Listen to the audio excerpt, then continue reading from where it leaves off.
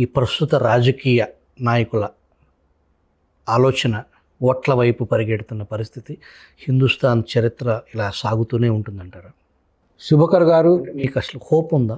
మానవ సమాజం అండి చాలా తక్కువ కాలంలో ఈ వందల వేల సంవత్సరాల చరిత్రలో వెనక్కి వెళ్ళటం అనేది చాలా తక్కువ. సమాజం ఎప్పుడూ ప్రగతే. మనం కూడా చూస్తే we're progressing, we're not following behind. 1, 2 hope కాదు, we're always getting better. When we don't get better అంటే మానవ సమాజం మెరుగు కానప్పుడు మానవ సమాజం అంతరించిపోతుంది. Will become extinct. ఒక మానవ జాతి అనేది చచ్చిపోతుంది. So there is always hope. ఈ సమస్యని ఈ కులం, మతం, ఈ రిజర్వేషన్ ఇది ఒకదానికోటి ఇంటర్లింక్, అన్ని లింక్డ్. చాలా లోతైన మార్పు వస్తుంది, భూమి లోతులు మార్పు వస్తుంది. నా ఫ్రస్ట్రేషన్ ఏంటంటే మార్పు వేగంగా రావట్లేదని. 1980 ఇందాక చెప్పాను కదా, చైనా మనకంటే మనకంటే 4.5 ఇంతల ముందుకు వెళ్ళిపోయింది. 400 అంటే మనం 1,00,000 సంపాదిస్తాడు, 4.5 లక్షలు సంపాదిస్తున్నాడు చిన్న 40 సంవత్సరాల స్పాన్లో. మరి హోప్ ఉందిగా. You can see them, they have done it. మనం కూడా చేయగలంగా. మన రైలు 160 హై స్పీడ్ అని చెప్పి మన గవర్నమెంట్ ఆఫ్ ఇండియా ఒక ట్వీట్ చేసింది. వాడు పర్ అవర్ 500 చూపించాడు. So we have to grow faster. మనమేమి వెనక్కి వెళ్ళిపోవట్లేము. We are moving forward, but we can move much faster. మానవ సమాజం ప్రపంచవ్యాప్తంగా కూడా ముందుకే వెళ్తోంది. కొన్ని దేశాలు వేగంగా వెళ్తున్నాయి, కొన్ని దేశాలు అందుకోలేకపోతున్నాయి. సరే, కొన్ని ఆఫ్రికాలో దేశాలు నాశనం అనేది. ఇప్పుడు ఆఫ్ఘనిస్తాన్ ఉందనుకోండి, it has gone into stone age. They lot of African countries also. మీరు గత 5 సంవత్సరాలు జగన్మోహన్ రెడ్డి పాలనలో వాస్తవానికి ఆంధ్రుల ప్రగతి 2014 నుంచి 19 వరకు ఉన్నదాన్ని ఆయన వెనక్కి తీసుకెళ్ళిన పరిస్థితి. అప్స్ అండ్ డౌన్స్ ఉంటాయి. Broadly it is moving up. ఆయన రాక్షస పాలన అంతమైంది. ప్రజలు గుణపాఠం నేర్పారు, ఈ ప్రభుత్వాన్ని తీసుకొచ్చారు. దాని మీద ఈ ప్రభుత్వం మెరుగైంది. అసలు దాంట్లో I don't question it. It's business friendly government. వాళ్ళకి చేతనైనంతలో వాళ్ళ ఆలోచన పరిధిలో వ్యాపారాలు తీసుకొచ్చే ప్రయత్నం చేస్తున్నారు. ఇప్పుడు నిన్న కర్ణాటకలో బెంగళూరులో ఒక వ్యాపారస్తులు బెంగళూరు రోడ్ల గురించి మాట్లాడుతూ వెళ్ళిపోతా ఉంటే లోకేష్ గారు ఎమ్మటే ట్వీట్ చేశారు, రండి మేము ఎప్పుడు రెడీగా ఉంటాం, మా దగ్గర మిమ్మల్ని ఇట్లా ఇబ్బంది పెట్టామని. So this government generally is a pro బిజినెస్గా ఎంతసేపు ఆ పెద్ద కంపెనీలో తీసుకొస్తారు. మౌలికంగా వ్యాపారాలను ఎట్లా, ఆర్థికంగా రాష్ట్రాన్ని ఎట్లా అభివృద్ధి చేయాలనే దాంట్లో I don't think they focus. Grass roots నుంచి కింద నుంచి డెవలప్మెంట్ రావాలి అంటే సరైన వాతావరణం సృష్టించాలి. ఈరోజు రెవెన్యూ డిపార్ట్మెంట్ పోతే కరప్షన్, అసలు ఏ పని కాదండి లంచం లేకుండా. పోలీసు స్టేషన్ పోతే లంచం లేకుండా ఏ పని జరగదండి. ఎలక్ట్రిసిటీ డిపార్ట్మెంట్లో లంచం లేకుండా ఏ పని జరగదండి. వాటర్ కనెక్షన్ కావాలంటే లంచం లేకుండా జరగదండి. అసలు ఇట్లా చెప్తూ పోతే మీ ఆస్తి అమ్మాలన్నా కొనాలన్నా ఆ లంచాల స్టోరీలు చెప్తే ఎంత భయంకరం. అసలు ఎవరు మాట్లాడరు ఏంటండి? బట్ సామాన్యుడికి ఇదే కదా ఒక హక్కులాగా, ఆ లంచం తీసుకోవటం హక్కులాగా ఆ బ్లడ్లో కలిసిపోయిన. అసలు ఏంటి పీక తినటం? అసలు ఆస్తులకు రక్షణ లేదండి ఆ రెవెన్యూ డిపార్ట్మెంట్లో. వీడిది వాడికి రాస్తారు, వాడిది వీడికి రాస్తారు. ఏంటి అరాచకం? ఆస్తి హక్కు అనేది is a fundamental pillar for a society. ఒక సమాజం నడవటానికి ఆస్తి హక్కు. ఇప్పుడు మీ కారు ఉందండి బయట, ఏం ప్రూఫ్ మీదని నేను తీసుకొని పోతాను.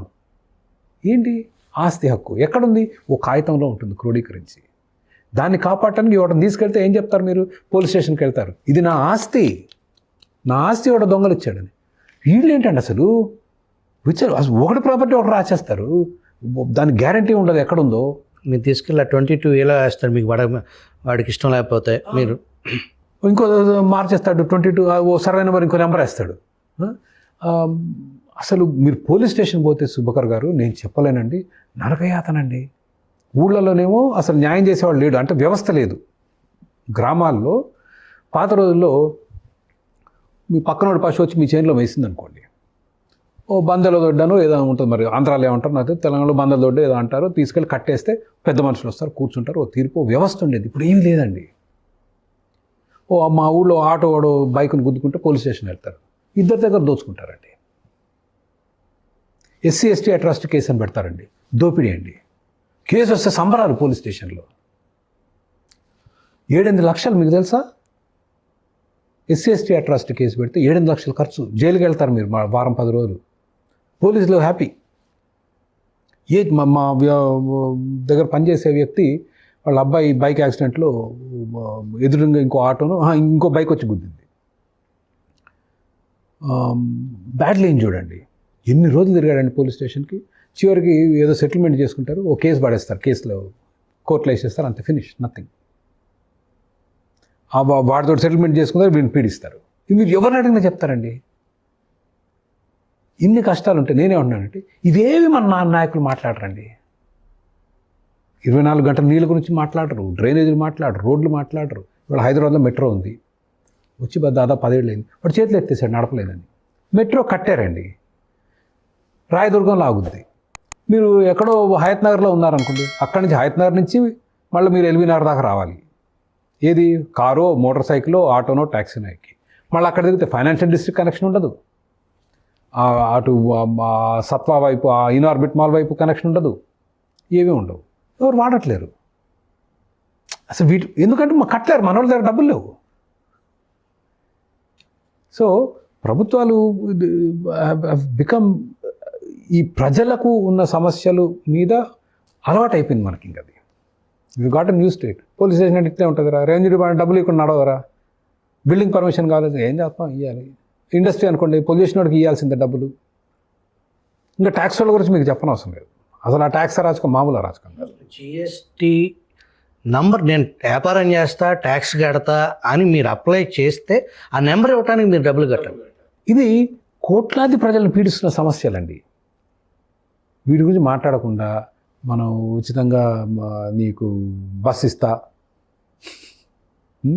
ఇంకా పెద్ద కంపెనీలు తీసుకుని, నాకు అసలు ఏమాత్రం అభ్యంతరం అండి. కంపెనీలు I am all in favour because wonderful employee. నేను హైదరాబాద్ చూస్తున్నాను కదా, ఎంతమందికి ఉపాధి కనిపించిందండి హైదరాబాద్ వాళ్ళ technology industry, very happy. But ప్రజలను పీడించే సమస్యని ఇంక ఇట్లా ఎన్ని రోజులు మురగబెట్టుకుంటాం? There are many solutions. ఇదేమి క్లిష్టమైన అసాధ్యమైన సమస్యలేం కాదు. ఏం చేస్తాం మనం? అరే ప్రపంచంలో అందరికంటే చక్కగా పోలీస్ వ్యవస్థ ఎక్కడ నడుస్తుందో చూడండి. 3-4 దేశాలు చూస్తాం. ఇప్పుడు ఇన్ని వేల కోట్లు తగలబెడుతున్నారు కదండి.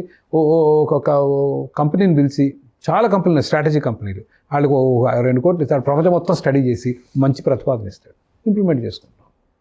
ప్రపంచంలో ఈ దుర్మార్గపు విద్యుత్ వ్యవస్థ కాకుండా చక్కగా ఎవరు మేనేజ్ చేస్తున్నారు? హాంకాంగ్ ఉంది, యూకే ఉంది, ఢిల్లీలో కూడా కొంత ప్రైవేటీకరణ చేశారు. దాంట్లో అనుభవాలు ఏంటి, ఏ దేశాలు బాగా చేస్తున్నారు, ఏ దేశాలు అవినీతిని ఎట్లా ఎదుర్కొన్నారు, ఇంప్లిమెంట్ చేసుకుంటాం. ఏమీ లేవు. పోలీస్ వ్యవస్థ అంతే. పోలీస్ వ్యవస్థ అంటే అసలు నాకు భయం. అది ఎవరన్నా పోలీసు స్టేషన్లో పోవడానికి అసలు నాకు న్యాయం జరుగుతుందని పోయి వెళ్ళేవాళ్ళు అసలు చాలా తక్కువ.